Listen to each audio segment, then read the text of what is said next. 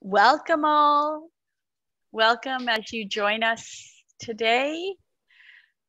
Please note that we are recording, and as you come in, you will be muted. If you don't want to be on the screen, we recommend that you turn off your videos, but that portion of the screen is actually not being recorded at this point in time, I don't think. I'm hopeful that everyone was able to get their handouts. If not, I am just placing them into the chat box so that you can download those handouts. You would have received them in your emails or attached to your link. And so it's great to see everybody here, and hopefully you have a chance to download what you need. So it is noon, and so I know that everyone is wanting to maybe get off Zoom quite quickly and have a chance to be able to enjoy some lunch. Hopefully you brought along some lunch, some coffee, some chocolate, whatever allows you to be able to get through this presentation with us.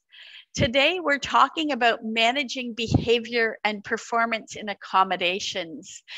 And I am excited to have you here and joining me for the next hour.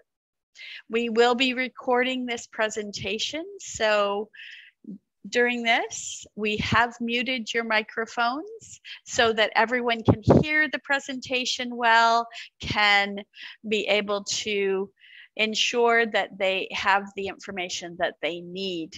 If you do have a question during this presentation, please enter it into the chat box. For those of you who over the last 2.5 years have not learned how to use Zoom, we'll just do a quick review that there is a chat box that you can open, and you can message everyone or just myself. If you do have a question, feel free to place that there. At the end, we hope to have some time for questions, so we'll review the chat box and be able to look at those questions. As I've said, you should have received your handouts or the slides into your email box with the Zoom link. If you haven't, we have included that in the chat box for you to download, or you'll be also able to receive them later on. So let's get started. And I want to just talk a bit about what our agenda is today. We have been seeing a lot of behavior change in employees throughout the pandemic, and particularly recently as people have been moving through some of the changes that are happening in our day-to-day work life. So this presentation is going to talk a bit about how we can understand the causes of behavior, any performance concerns, recognizing the difference between behavior and disability, what do we need to accommodate, and what might be better managed by the workplace parties, managing the accommodation steps, developing behavior agreements, and setting up sustainable codes of conduct to be able to ensure that employees know what the expectations are in the workplace. If you want any more information about any of the topics we talk about today, we would welcome you to join our newsletter. If you haven't already, get on our newsletter, get our regular blogs. We send out a blog on a weekly basis on some of the hot topics. We also have a number of workshops and webinars that we would love to have you a part of so that you can participate and get all the information you need to be successful in your workplace. Some of the upcoming workshops that we want to make you aware of. One, we have in the next actual week, we have a hybrid office ergonomics training for someone in your workplace who might be wanting to do virtual or in-person initial office ergonomic assessments to be able to help your workplace to be healthy and safe from an ergonomic perspective. We also have public manager mental health training sessions. And our next session is April the 21st, where we would hope to be able to have you join us for manager mental health training. We have a number of online workshops and training programs, including our Cognitive Demands Analysis Certificate program, our Mental Health and Return to Work program, Complex Accommodations in the Workplace, Psychological Safety at Work training series for employees, Working Hybrid series for employees, as well as a number of other virtual trainings that you can participate in. We hope to come in the next little while into in-person training. We want to see you in person. So hopefully we will be able to see you in person at least this fall, with some of our sessions coming live into the major centers in Canada. So just for your sake, to be able to understand who I am, my name is Nancy Gowan, and I am the founder of Gowan Consulting, an occupational therapist, a certified disability management professional. And I have over 30 years been working with employers and employees to be able to help them to be successful in the workplace when life happens, when illness, injury, disability gets in the way of being able to perform work activities, and helping people to stay healthy and productive. I have also authored a book, Human Resources Guide to Managing Disability in the Workplace. So that has a lot of content with respect to how to work through the prevention all the way back to return to work. I welcome with me Melanie Weller, who is our Director of Strategy and Business Partnerships. And she is an occupational therapist with also over 30 years of experience and has worked with many national and local customers to support employees and employers in the workplace. Because of the nature of our work right now, if my Zoom goes down, Melanie's taken over. Don't cut out, but stay on, and Melanie will continue the presentation.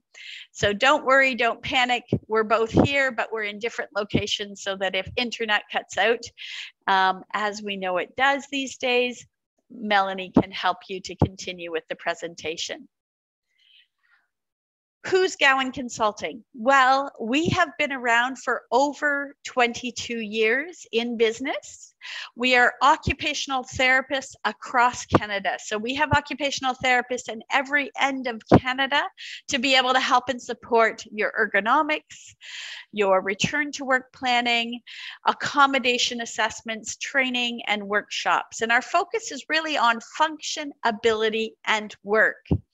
We try to make the complex simple for you, because these days things are complex, but we're going to help you to have a healthy business. So let's get started on our presentation. Bad behaviors in the workplace. Why do we care? What's important? Well, it is important for us to understand that some of these bad behaviors are human behaviors. And so what's causing them, and how do we help to deal with them? So what's behavior? Behavior is just the way in which one acts or conducts oneself, especially towards others. And it's usually in response to a situation or stimulus. And we've all learned what behaviors are reasonable and appropriate, but sometimes those behaviors and how we react are a response to what's happening in our environment. And particularly right now with the pandemic, we're seeing behaviors that are different from what we might have expected from our employees. And why is that? Well, it's all this connection between when we have a stimulus, and that stimulus being maybe my manager talked to me in a way that I thought was inappropriate. And so then my thoughts get going. And I start to worry and become uncertain and say, now, why did my manager say that to me? And maybe my job's at risk, and maybe I'm going to have to go back into the workplace, or I'm going to have to get vaccinated. And so my thoughts take over, and I start to maybe then have feelings in response to that. Maybe I'm angry, maybe I'm sad, maybe I'm anxious. And then I have an action or a behavior that I will respond. And maybe I'll respond aggressively when I haven't normally responded aggressively. Or maybe I will respond in a way that is unusual from what the rest of the world has seen me as, because of what's happening in my life, what's happening in the workplace. And so the environment has a lot to do with how I respond. And it's really interesting. This weekend, I had a good conversation with my sister-in-law, and she goes and she teaches in other countries, English as a second language, and she takes some teachers with her. And during that time, what happens is they go through culture shock. And so we started to talk about what she experienced with people moving into a new culture and how they respond. And we looked it up, and in fact, there's 7 stages of culture shock that we would all go through if we're going to a different culture. And wow, they look a lot like what we're seeing in the workplace now. Anxiety, anger, depression. We're having conflict with people that might be our authority, or people that are living in that different culture. And so it helped me to kind of rethink what's going on in the behaviors that we've been seeing in the workplace and in our employees. And there's many things that impact our behavior: our attitude, our perception, our genetics, the culture, our social norms, the ethics of the society. Maybe it's our religious inclination. Maybe it's coercion or influence by authority. And so there are many things that impact how my behavior is showing up. And some examples of poor work behavior that we have been seeing in the workplace that it's really unusual from what we've seen in the past. There's more workplace aggression, where more conflict with leaders, or more conflict with those of you who might be trying to manage disability, or even with coworkers that we haven't been working with. There's disruptive work behavior where I don't want to work as a team, that I just want to work by myself, that I'm going to shut off my video. I'm not going to participate in these Zoom meetings anymore. Being unproductive, where we might not be producing as much as we did in the past. Gossiping, maybe even oversharing about what's happening in our lives. Inappropriate dress. So as we move back into the workplace together to, again, a new culture, a new way of working hybridly, or continuing to work virtually, we might see some of these poor work behaviors that are impacting our workplace. And those of you who are managing health and productivity and disability in the workplace might start to see these behaviors in response to some changes. We may have seen this as poor work behaviors in response to vaccination policies, and people who are choosing not to be vaccinated, and how those workplace policies are impacting them. And so you might see an increase in mental health claims. You might see an increase in absences or in aggression. And behavior change does impact our workplace. It impacts workplace harmony, having more positive attitudes to our teammates, towards more learning, more projects, more development. And in fact, it impacts our profit. And so the better our behaviors in terms of working together as a team, working cohesively, we can have better profits because we are more productive and more able to learn and to grow. So I found this video that I thought was very interesting about bad behaviors in the workplace. And I'm going to share this now with you and have you just listen to it and start to think about, is that something that you're seeing in your workplace? And what can you, as either a manager or as a disability manager, do to be able to discern between bad behaviors and accommodation? So let's listen to this video.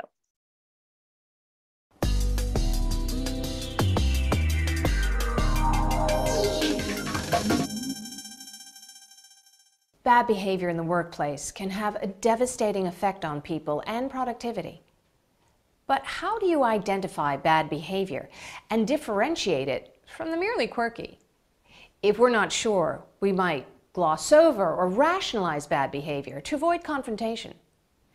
Behavior such as discrimination is obviously never acceptable and is often illegal. Some behavior, however, isn't so clear-cut. For instance, using earbuds to listen to music while you're working seems innocuous. It's helping you to concentrate. But it's also isolating you from the team. So is it good or bad? This is where you need some simple, clear criteria to help you to determine what's okay.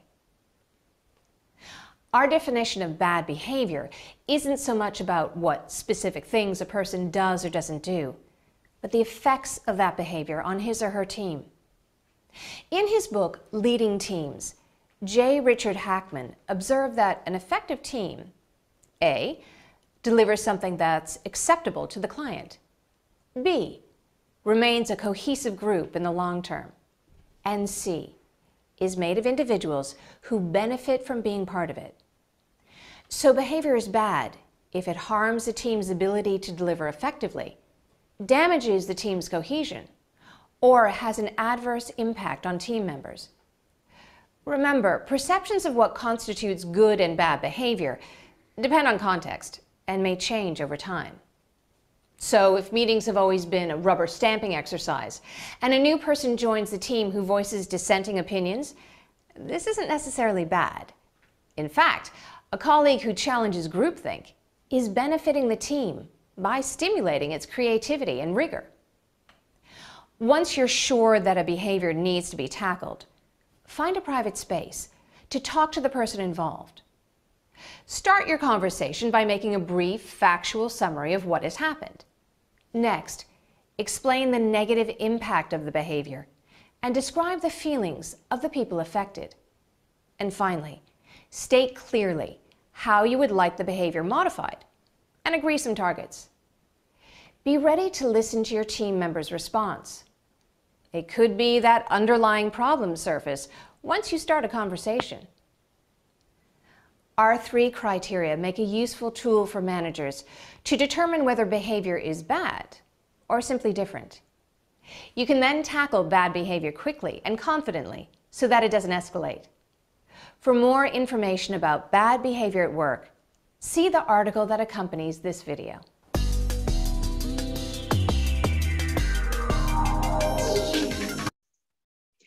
So she spoke a lot about the criteria for what is bad behavior and the importance of a good conversation.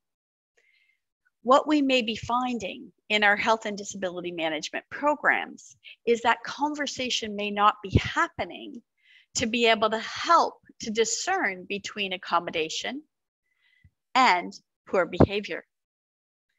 It is important to consider right now with crisis fatigue, with people thinking anxiously about going back into the workplace, masks being taken away, things changing, that we want to consider how are we looking after the psychological health and safety of our employees.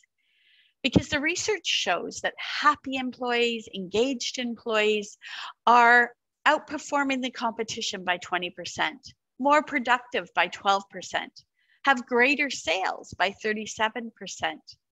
They have close work friendships boost employee satisfaction by 50%. And if you've got a best friend at work, you're probably 7 times more likely to fully engage in the workplace.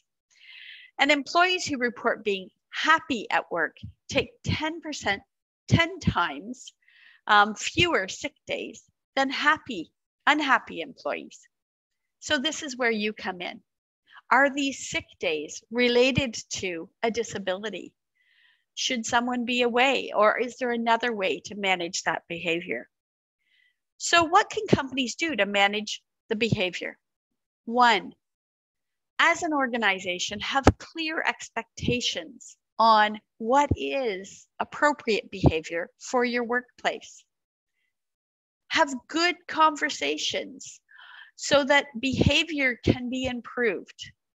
That many individuals that are responding right now to this crisis are in fact showing bad behaviors, but maybe unaware of how that is showing up in the workplace. So they need their leaders, their managers, they need their coworkers to be able to nudge, to be able to have a good conversation, to be able to be coached on strategies to improve behavior, and to be able to support and reinforce professional behavior. And so many individuals might be coming to the disability side of things, staying off work because of behavior not being well managed. And so we need courageous and authentic leaders. People often try to rationalize bad behavior rather than confront it. We're really good avoiders. So sometimes we'll pretend that it isn't happening, convince ourselves it's really not important, or believe that it'll sort itself out. They're just going through a tough time. But this is dangerous. Someone who's deliberately behaving badly can have things such as lack of resistance or become even more obnoxious. And by giving rapid feedback, courageous feedback, having those good, authentic conversations, a leader can nip those problems in the bud before they become severe or habitual. If you deal with it in a calm, objective way. Deal with it soon. As she said in the video, make a brief, factual summary of what happened. Explain what you feel and what the negative impact is. Describe how the incident made you or one of your teammates feel, frustrated, disappointed, and state how you'd like to see that behavior modified. And agree on some targets to improve that behavior. As a manager, as a leader, this conversation needs to come from the manager in order to allow you as disability managers to support the change in behavior. Do you ever feel like that behavior then becomes an accommodation issue? Should I accommodate for behavior? Should I accommodate for accommodation? So what I'd like to do right now is in the chat box, if you can type in the chat box what behavior you think needs to be accommodated under your duty to accommodate. Does anybody know? Engage with me, chat with me. You can even turn off your microphone if you'd like and shout it out. Mental health issues, anxiety, mental health, psychological conditions, aggression. Anything else? So thank you so much for that. Bullying, avoidance, head injury, Tourette's, musculoskeletal injury. So that's really interesting in terms of what we feel, what behavior should be avoided or should be accommodated for. So let's look at this in a little deeper. So Angela, thank you. You said no bad behavior has to be accommodated, only disability. So here's where we balance the two of behavior and accommodation. That when we have a workplace, this workplace, as an employer, you are responsible for the health and safety of all of your employees and the public. And so psychological health and safety is included in that. So I want to take this from the mental health perspective into all disabilities. So would you accept a certain behavior from an employee who is utilizing a wheelchair? Would you say it's okay for that person to be aggressive? It's okay for that person to have more conflict in the workplace. So many of you might say, no, of course not. I would not accommodate for someone who has a disability to behave poorly in the workplace.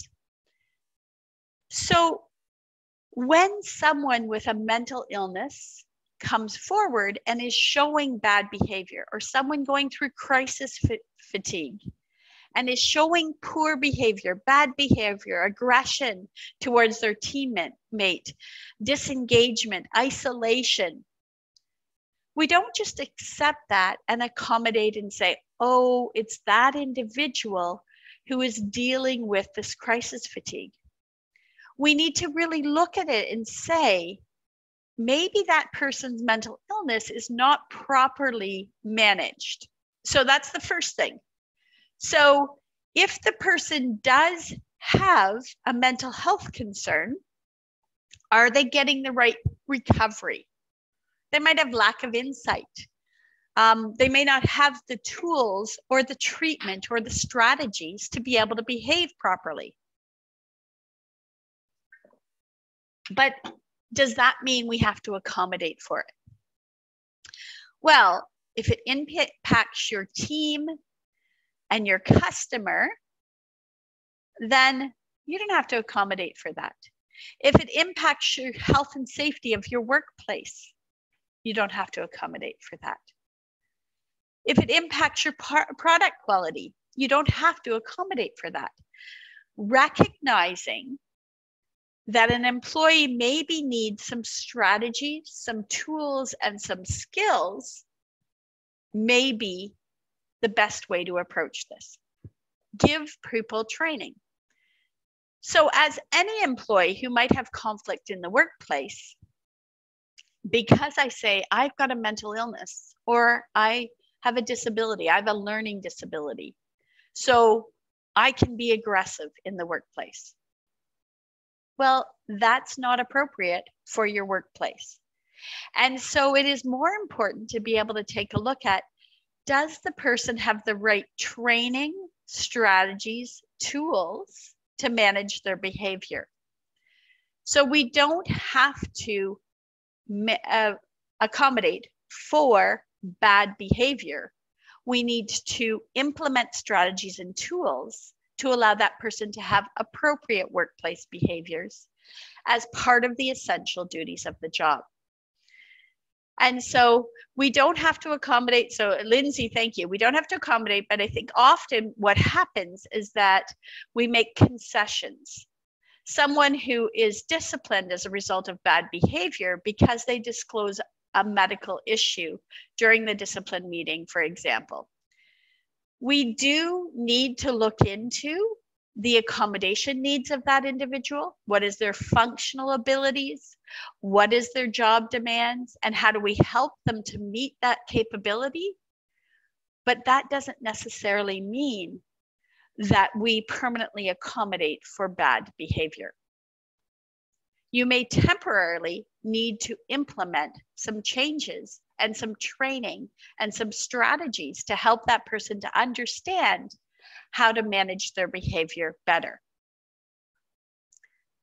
So this is where we then, in a disciplinary meeting, someone says, oh, that behavior, my being late, having conflict in the workplace, not engaging in the meeting, I have a medical issue and I need an accommodation.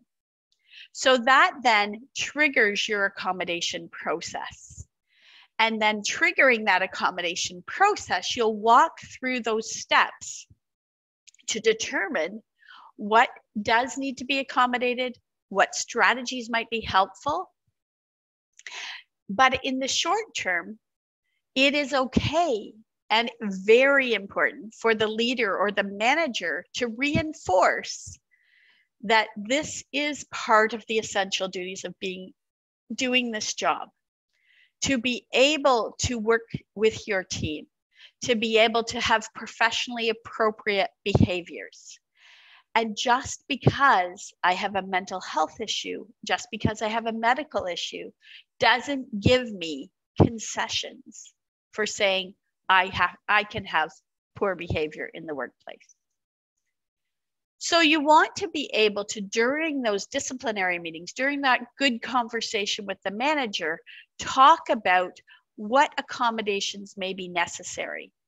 Getting the right information from the healthcare provider about making sure what are the restrictions and limitations. Is this person able to control their behavior? Are they undergoing a process where they will be able to manage their behavior? Do they have strategies and tools to manage their behavior in the workplace? So then you also want to, as an employer, outline what are the demands of the job. Are we interacting with the public? Are we working alone? Are we working in teams? And outline, does that impact the ability to participate in the workplace and do your job? You also want to engage the union in that accommodation process to ensure that you are looking at the functional abilities and the strategies and tools that the employee requires. So the steps for accommodation, and I know for those of you who have been through our accommodation training, that you are well aware that that step is that the employee must request an accommodation.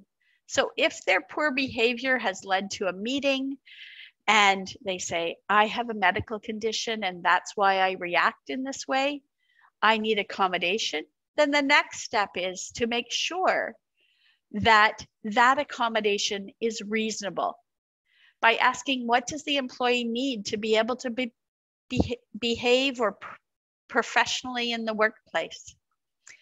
Determine if there is a protected area of accommodation. Do they have a disability that does not allow them to be able to control their behavior? Somebody had put in Tourette's. And so how does that impact the rest of the team? How does that impact their ability to do the essential duties of the job? Together, you determine what is reasonable accommodation for the essential duties of the job.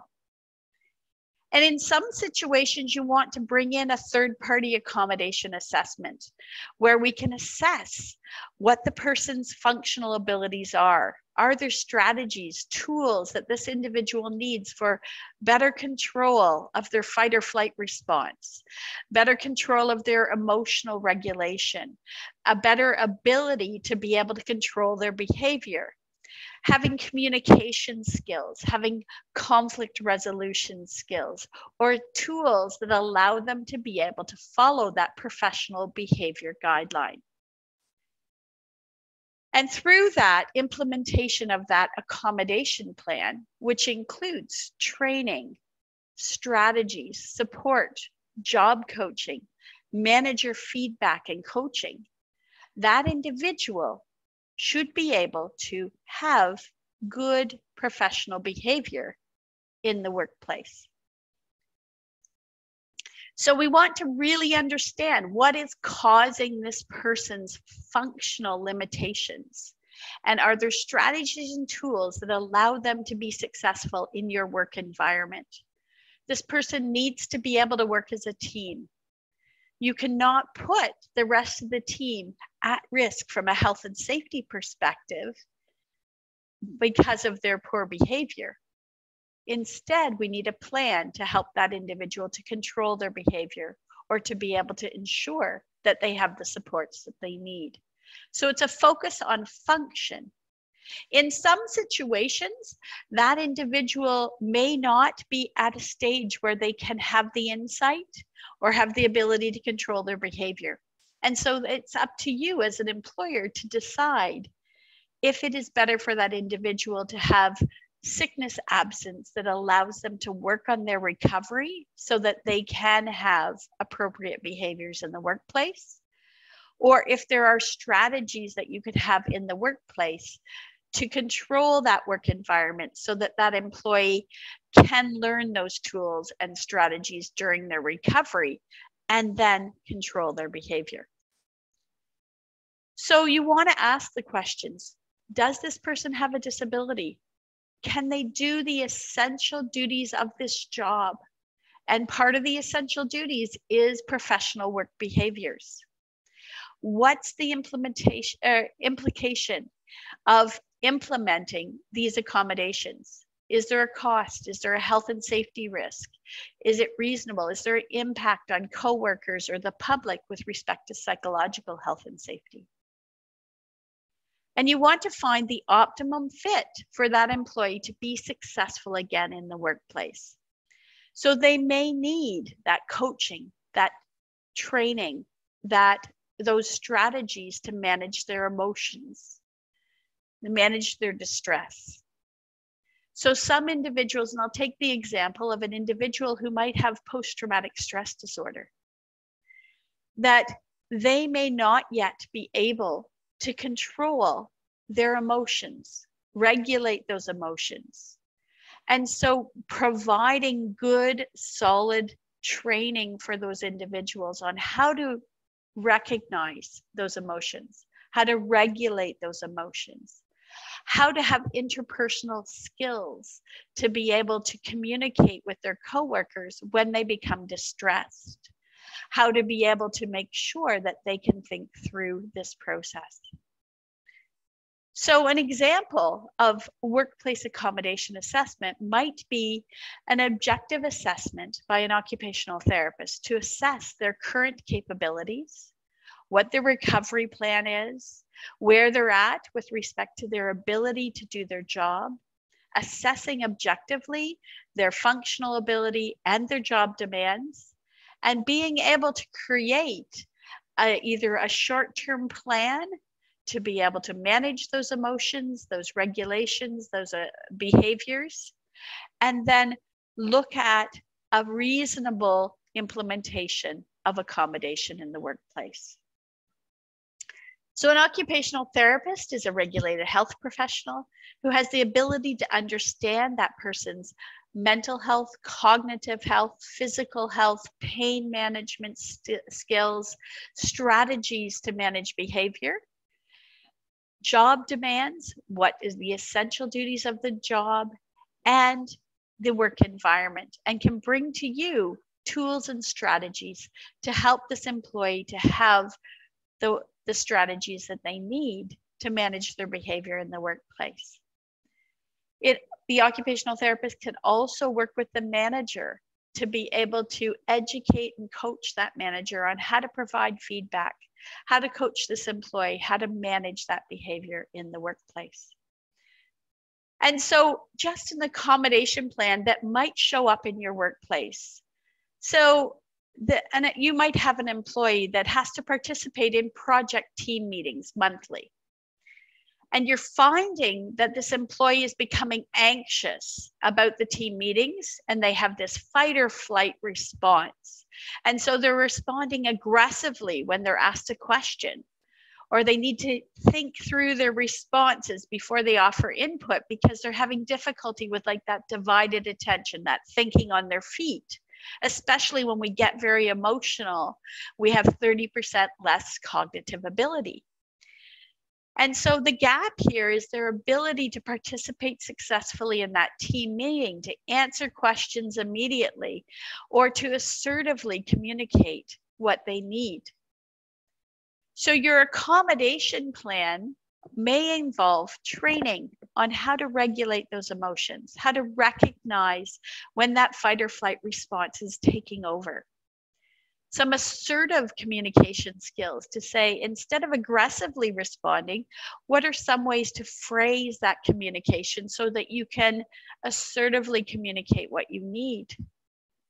Perhaps there's other tools that can be successful, that a manager might be able to prepare an agenda ahead of time so that the employee can prepare and know what's going to be asked. What are the questions? What are they going to need from me?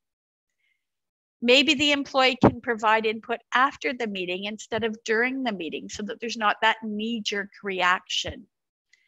Maybe there's a written preparation or minutes that are provided afterwards where someone can comment when they've had the time to calm that emotional regulation.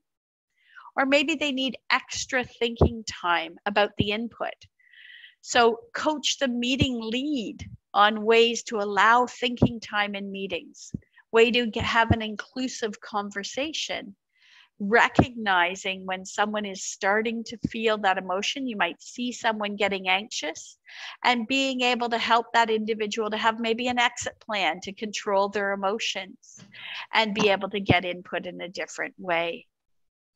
So this is the type of accommodation plan that might help you in managing bad behaviors. It again reinforcing that the expectation is that over time, this person would not have those bad behaviors with the right strategies and tools in place. And so sometimes it gets a little bit intertwined. What's the roles and responsibilities of the manager versus a disability manager or an occupational therapist? And we want to be very clear that the manager is the one that needs to manage behaviors, reinforce the code of conduct, the expectations, ensure that the employee has the tools to manage those expectations, provide feedback to the employee, coach the employee, provide support to the employee and team on how to work better together, and identify if there's a concern that might need an accommodation. You, as a health and disability manager or occupational therapist, are there to be able to pull apart what's that person's current functional abilities and, communicate with the healthcare provider. Are they under the right care to be able to move towards managing their appropriate behavior? Communicating perhaps with the healthcare provider the behaviors you're seeing in the workplace and the job demands, so that the healthcare provider, the psychologist, the mental health professional, psychotherapist can be working with that employee on practical tools to use in the workplace to manage their emotions and manage their communication. That you're there to determine if the employee requires assistance to perform those essential duties. So arranging for an accommodation assessment or a specific assessment of what tools and strategies might be helpful in the workplace. Very work-focused tools that will help them to be able to be successful in the workplace in doing all of their essential duties, including managing that behavior. And of course, you're managing that short-term sick leave process so that if the employee does not have functional limitations in being able to manage their behavior at this time from a medical perspective, that we are managing that decision to say, this person it's not an excuse, it's not a reason why this person can't manage their behavior related to their medical condition, and bringing it back to workplace relationship management. So David's asking, how much do you as a manager share with the case manager any of the ongoing behavior attitude problems disrupting the return to work process? It is crucial. If you are a leader, that you need to be talking to the accommodations advisor, the case manager, about what you're seeing in the workplace. As an occupational therapist, as a disability manager, as a case manager, as an accommodation advisor, we see a small piece of the puzzle. So that's why I showed you the importance of everybody having a part in the accommodation process, communicating clearly, this is what we're seeing. You know, the return to work plan is not a crystal ball process. It's trial and error. And so what's getting in the way of the return to work process? What are the behaviors you're seeing? Is the person late? Are they aggressive? Is there conflict in the workplace? Have you as a manager had a good conversation with that employee to say, this is what I've noticed, and you know, this isn't working for the team or for you. How do we help to support you to be able to do the work that you need to do? How do you have professional skills to be able to manage that communication? So hopefully that answered your question, David, that it is crucial that we are communicating all workplace parties together about what's working and what's not working and what you're seeing in the workplace, so that the disability manager can say, you know, that makes sense, and this is probably what's happening, and let's look at a different strategy and tool to help. But you as a manager or leader need to also be very clear with the employee of your expectations and the fact that the employee is still struggling to meet those expectations. What can I do to support you? So that's why we recommend our manager mental health training, because it gives us the chance to have that good, crucial conversation and recognize we all need to have clear expectations and good communication. So set expectations about behavior and conduct. What is the code of conduct of the organization? What are the rules for your behavior in the organization? And clearly outline the values of the organization. Make sure employees have that with them, that they know what that code of conduct is, how that impacts the workplace, and how important that is, that they're trained on how to be able to carry out the values of your organization. And having regular yearly training on that code of conduct and sign off from the employee is also important, so that you know that that employee has that education and that training and information. So what questions can you ask if you're meeting with an employee, their behavior is different or off the wall from what you might expect? You want to reinforce behavior expectations. You say, what do the expectations of the role look like? So not like, I want you to be authentic, right? Or I want you to communicate well. What does that look like? That looks like expressing your opinion in a respectful way. Here is a strategy to use. Maybe it's the situation behavior impact statement. Maybe it is a process to make sure that you're expressing and communicating assertively. How can we support you in meeting this behavior expectation? Because this is part of your essential duties. What can we do if your behavior is not acceptable? How can we have that conversation that I've noticed that you're struggling with that expectation, and how can I help and support you? And how will you as an employee work with your team in a professional manner? So making sure that you as a manager are managing behavior, talking about behavior on a regular basis. Now we do have some comments. I'm going to just summarize, and then we'll look at the comments in the chat box. But realize that behavior is manageable with the right tools and strategies. Be clear on behavior expectations. That is important. Clarity is kind. If you're trying to be, oh, I know they have a lot going on. Oh, I'm not going to talk to them about this. You're actually causing them more challenges, and you are setting an expectation that that behavior is okay. Instead, recognize, hey, this isn't like you, and the way you're responding is different.